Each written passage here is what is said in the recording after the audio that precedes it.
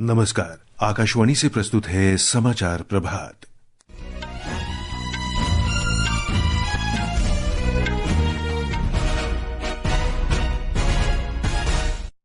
संसद के दोनों सदनों में राष्ट्रपति के अभिभाषण पर धन्यवाद प्रस्ताव पर चर्चा आज भी जारी रहेगी। दिल्ली विधानसभा चुनाव के लिए कल मतदान होगा। सुचारू मतदान की सभी तैयारियां पूरी। केंद्रीय गृहमंत्री अमित शाह आज नई दिल्ली में जम्मू कश्मीर में सुरक्षा व्यवस्था पर समीक्षा बैठक की अध्यक्षता करेंगे। भूटान नरेश जिग्मे खेसर नामग्याल वांगचुक आज प्रयागराज में त्रिवेणी संगम पर पवित्र स्नान करेंगे। राष्ट्रपति डोनाल्ड ट्रंप ने मेक्सिको और कनाडा पर लगने वाले टैरिफ को 1 महीने के लिए रोका। चीन पर टैरिफ आज से लागू। और टेबल टेनिस में भारत के मानुष शाह और दिया चितले आज WTT सिंगापुर स्मैश में मिक्स्ड डबल्स का प्री क्वार्टर फाइनल खेलेंगे। समाचार प्रभात के साथ मैं रवि कपूर।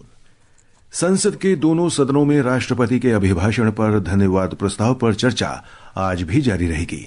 लोकसभा में कल भारतीय जनता पार्टी के सांसद रामवीर सिंह विधोड़ी ने धन्यवाद प्रस्ताव पेश करते हुए लोक कल्याण की योजनाओं सहित नरेंद्र मोदी सरकार की उपलब्धियां गिनाई।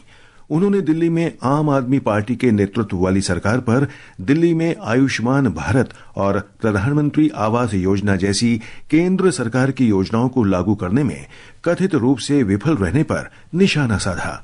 उन्होंने दिल्ली के पूर्व मुख्यमंत्री अरविंद केजरीवाल पर अपने सरकारी निवास पर ऐशो आराम की सुविधाओं के लिए भारी खर्च करने का भी आरोप लगाया। मुझे ये बताते हुए बहुत कष्ट हो रहा है कि दिल्ली की आम आदमी पार्टी की सरकार ने दिल्ली में प्रधानमंत्री आवास योजना को लागू नहीं होने दिया। यदि दिल्ली के अंदर प्रधानमंत्री आवास योजना दिल्ली की आम आदमी पार्टी की सरकार लागू हो जाने देती तो दिल्ली के लाखों लोगों को प्रधानमंत्री आवास योजना के तहत पक्का मकान मिल जाता।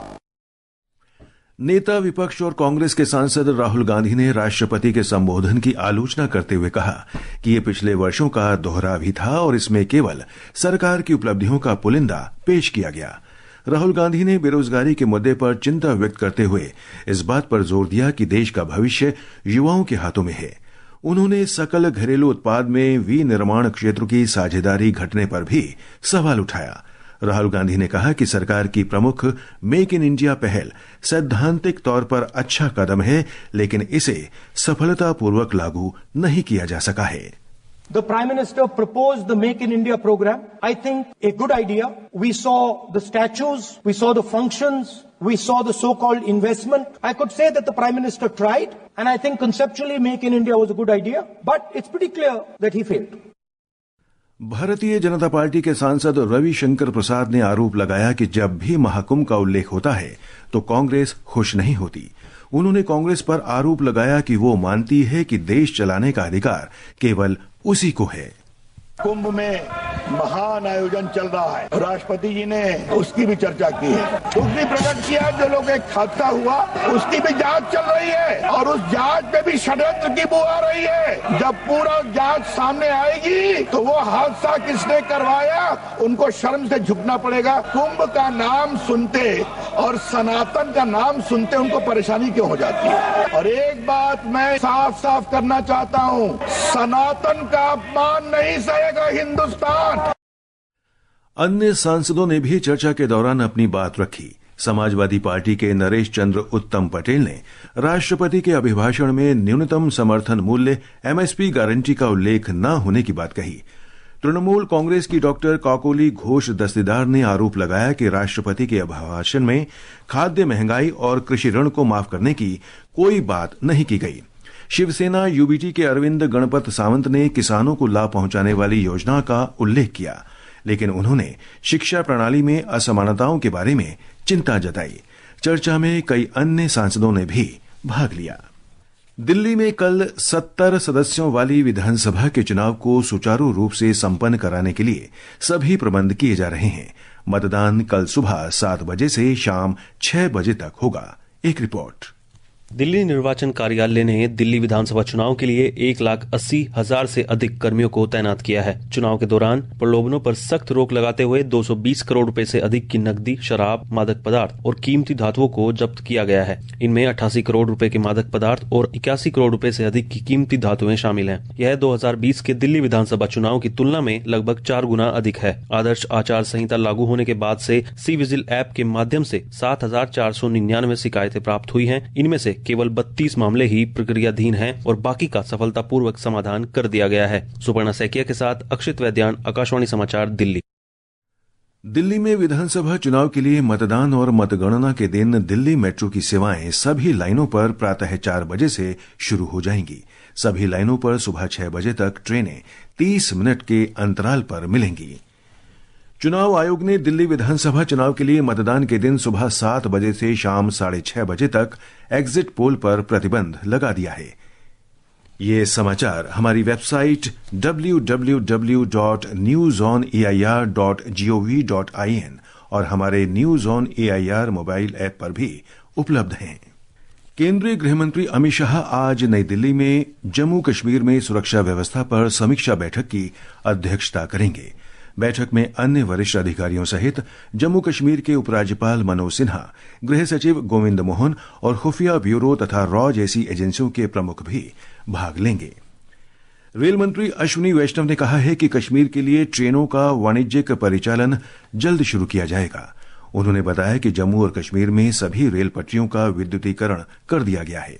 कल नई दिल्ली के रेल भवन में वीडियो कॉन्फ्रेंस के माध्यम से संवाददाता सम्मेलन को संबोधित करते हुए रेल मंत्री ने बताया कि कटरा श्रीनगर रेलवे लाइन की बहुप्रतीक्षित परीक्षण प्रक्रिया पूरी कर ली गई है और इस पर रेलगाड़ियों का वाणिज्यिक परिचालन जल्द ही शुरू हो जाएगा।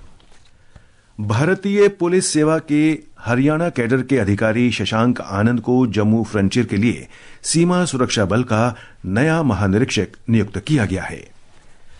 भूटान नरेश जिग्मे खेसर नामग्याल वांगचुक आज प्रयागराज पहुंचेंगे।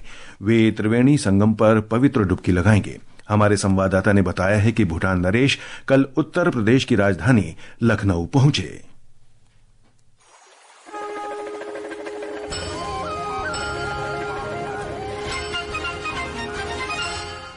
महाकुंभ आस्था, एकता और सांस्कृतिक भव्यता का प्रतीक बन गया है। भारत और विदेशों से करोड़ों श्रद्धालु गंगा, यमुना और सरस्वती नदी के इस पवित्र त्रिवेणी संगम में आस्था की डुबकी लगा रहे हैं। अपनी यात्रा के दौरान भूटान नरेश प्रयागराज में अक्षय वट और बड़े हनुमान मंदिर का दर्शन करेंगे। इसके बाद डिजिटल महाकुंभ अनुभूति केंद्र के माध्यम से आधुनिक तकनीक के जरिए महाकुंभ की गहराई को भी जानेंगे। भूटान नरेश के साथ उत्तर प्रदेश के मुख्यमंत्री योगी आदित्यनाथ भी मौजूद रहेंगे। पिछले सप्ताह 71 देशों के मिशन प्रमुख और राजनयिक सहित 110 लोगों ने संगम में पवित्र स्नान किया था। 13 जनवरी से शुरू हुआ महाकुंभ का मेला 26 फरवरी तक चलेगा। वहीं अब तक 37 करोड़ से अधिक श्रद्धालु त्रिवेणी संगम में पवित्र स्नान कर चुके हैं। दीपेंद्र कुमार, आकाशवाणी समाचार, प्रयागराज।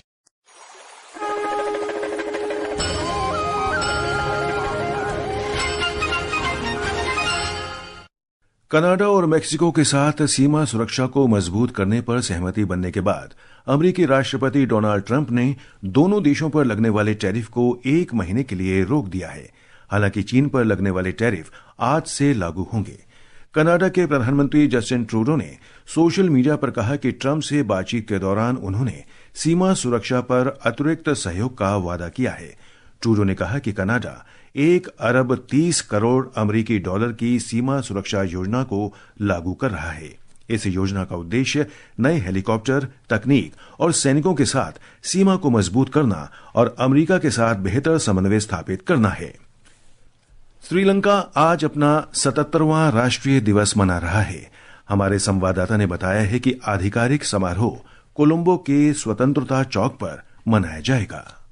राष्ट्रीय पुनरुत्थान की दिशा में एक नए दृष्टिकोण के साथ श्रीलंका आज अपना 77वां राष्ट्रीय दिवस मना रहा है। पुलिस मीडिया प्रवक्ता बुद्धिका मनतुंगा ने कहा है कि सुरक्षा के लिए 1000 से अधिक पुलिस अधिकारियों को तैनात किया गया है। कोलंबो में स्थित इंडिपेंडेंस स्क्वायर पर आयोजित होने वाले मुख्य कार्यक्रम में सैन्य परेड, सांस्कृतिक प्रदर्शन और राष्ट्रपति अनुर कुमार दिस्सनायके का विशेष संबोधन शामिल है, जिसके बाद श्रीलंका नौसेना द्वारा गोल्फेज ग्रीन में बंदूक की सलामी दी जाएगी। हालांकि पिछले साल 76वें में स्वतंत्रता दिवस समारोह पर लगभग 200 मिलियन श्रीलंकाई रुपए खर्च किए गए थे। इस वर्ष केवल 87 मिलियन श्रीलंकाई रुपए ही खर्च किए जा रहे हैं। अहमद मुइन फारूकी, आकाशवाणी समाचार, कोलंबो। शंघाई सहयोग संगठन के महासचिव नूरलान येरमेकबाएव आज 4 दिनों की भारत यात्रा पर नई दिल्ली पहुंचे हैं। विदेश मंत्रालय के प्रवक्ता रणधीर जायसवाल ने सोशल मीडिया पोस्ट में कहा कि उनकी यात्रा क्षेत्रीय सहयोग, सुरक्षा और व्यापार तथा आर्थिक विकास को बढ़ावा देने में भारत की प्रतिबद्धता को रेखांकित करती है। सिंगापुर में आज सिंगापुर स्मैश विश्व टेबल टेनिस प्रतियोगिता के मिश्रित युगल प्री क्वार्टर फाइनल में भारत के मानुष शाह और दिया चिताले का सामना मैक्सिको के मार्कोस मैड्रिड और अरांक्सा कोसियो की जोड़ी से होगा। ये मुकाबला भारतीय समय के अनुसार दिन में 3:30 पर शुरू होगा। महिलाओं की युगल स्पर्धा में भारत की अहिका मुखर्जी और सुधीरता मुखर्जी का सामना थाईलैंड की सुथासिनी साविट टाबच और ओरावान परानांग से होगा। भारतीय खिलाड़ी यशस्विनी घोड़पड़े और ऑस्ट्रेलिया की उनकी जोड़ीदार मिनह्युंग जी का सामना आज सुबह स्वीडन की लिंडा बर्गस्ट्रोम और क्रिस्टिना कालबर्ग की जोड़ी से होगा। इंडियन सुपर लीग फुटबॉल में ओडिशा फुटबॉल क्लब और north east United football club के बीच ओडिशा के कलिंगा स्टेडियम में कल खेला गया मुकाबला 2-2 गोल की बराबरी के साथ ड्रॉ रहा। फुटबॉल क्लब मोहन बागान का मुकाबला कल कोलकाता में पंजाब फुटबॉल क्लब से होगा। मैच शाम 7:30 बजे शुरू होगा। हरियाणा के फरीदाबाद में 38वां सूरजकुंड अंतर्राष्ट्रीय शिल्प मेले का आयोजन 7 फरवरी से होगा। आकाशवाणी समाचार से बातचीत में हरियाणा पर्यटन निगम के प्रबंध निदेशक सुनील कुमार ने बताया कि इस बार मेले में कला, हस्तशिल्प और भारतीय संस्कृति के साथ साथ स्वदेशी उत्पादों को प्रोत्साहन दिया जाएगा। ये समाचार आकाशवाणी से प्रसारित किए जा रहे हैं। ताजा समाचार जानने के लिए आप हमारे social media handle X @AIR News Hindi को फॉलो कर सकते हैं। और अब आज के समाचार पत्रों की सुर्खियों के साथ हैं मनोज। धन्यवाद रवि। अमेरिका और चीन पर नेता प्रतिपक्ष राहुल गांधी के बयान पर तकरार की खबरें आज समाचार पत्रों की सुर्खियां बनी हुई हैं।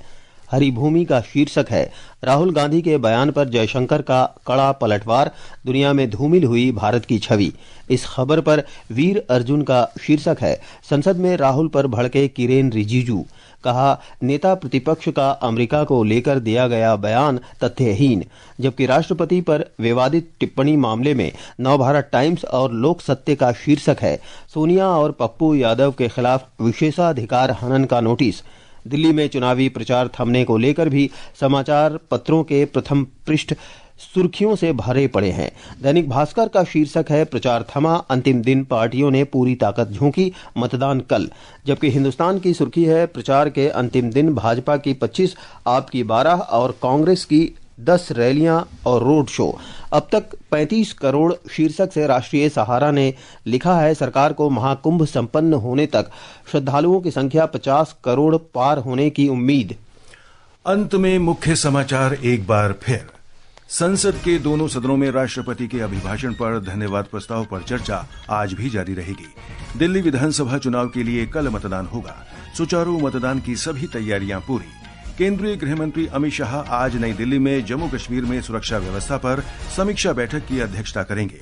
भूटान नरेश जिग्मे खेसर नामग्याल वांगचुक आज प्रयागराज में त्रिवेणी संगम पर पवित्र स्नान करेंगे। राष्ट्रपति डोनाल्ड ट्रंप ने मैक्सिको और कनाडा पर लगने वाले टैरिफ को 1 महीने के लिए रोका। चीन पर टैरिफ आज से लागू। और टेबल टेनिस में भारत के मानुष शाह और दिया चितले आज WTT सिंगापुर स्मैश में मिक्स्ड डबल्स का प्री क्वार्टर फाइनल खेलेंगे। इसके साथ ही समाचार प्रभात का ये अंक समाप्त हुआ। नमस्कार।